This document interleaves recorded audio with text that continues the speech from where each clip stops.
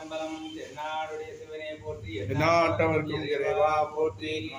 மெய்யன்பர்களே, நம்மில் பலரும் வடநாட்டில் உள்ள கங்கை கரையில் அமைந்துள்ள காசி மாநகர் என்று ஸ்ரீ காசி விஸ்வநாதர், விசாலாட்சி, அன்னபூர்ணி, ஆலபைரவர் ஆகியோரை தரிசித்து வந்திருப்பீர்கள். மற்றும் பலரும் செல்ல இயலாமல் சூழ்நிலை கூட இருக்கலாம்.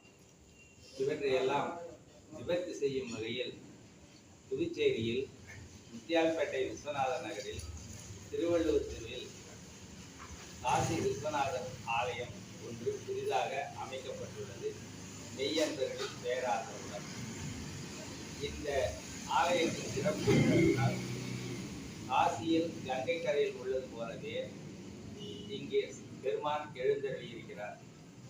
12 ஜோதிர்லிங்க தலங்களுள் ஒன்றானது காசி. அப்பர் பெருமான் கைலாயம் செல்லும் போது காசியில் பெருமானை வணங்கித்தான் சென்றிருக்கிறார்கள். இப்படிப்பட்ட ஒரு பெரும் பேறு பெற்றது. நம்மில் தமிழர்கள் பலரும் இந்த காசி மாநகரத்திற்கு சென்று வந்திருக்கிறார்கள், செல்ல வேண்டும் என்று விருப்பமுடனும் இருக்கிறார்கள்.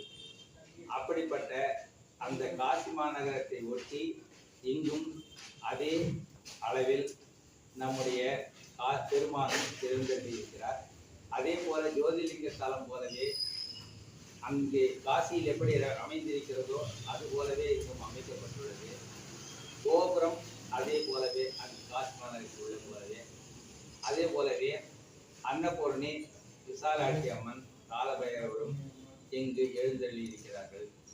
அன்பர்கள் அனைவரும் ஒரு முறை இந்த ஆலயத்தை வந்து தரிசிக்குமாறு கேட்டுக்கொள்கிறேன்.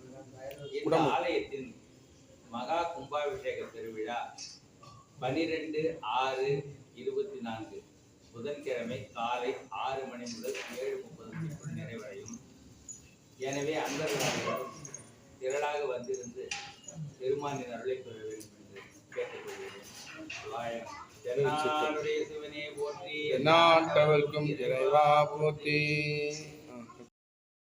இந்த காசி விஸ்வநாதர் ஆலயத்தின் தனி சிறப்பு என்னவென்றால், காசியில் உள்ளது போலவே பக்தர்கள் நாமெல்லாம் நேரடியாக சென்று அபிஷேகம் செய்யலாம், நேரடியாக அவரை தொட்டு வணங்கலாம், நம்முடைய குறைகளை அவர்கள் சொல்லலாம். அந்த ஒரு சிறப்பு இந்த ஆலயத்தில் அமைந்துள்ளது. எனவே பக்தர்கள் அனைவரும் தவறாமல் இந்த ஆலயத்தை ஒரு முறை தரிசனம் செய்யுமாறு அன்புடன் கேட்டுக்கொள்கிறேன்.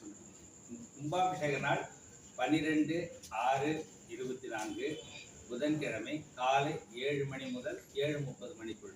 அதாவது 6லிருந்து 7:30 போட்டுக்கிறாங்க. ஆனால் 7 மணிக்கெல்லாம் அந்த உச்சத்தில் இருக்கும். 7-7:15 அந்த கும்பாபிஷேக நிகழ்வு நடைபெறும்.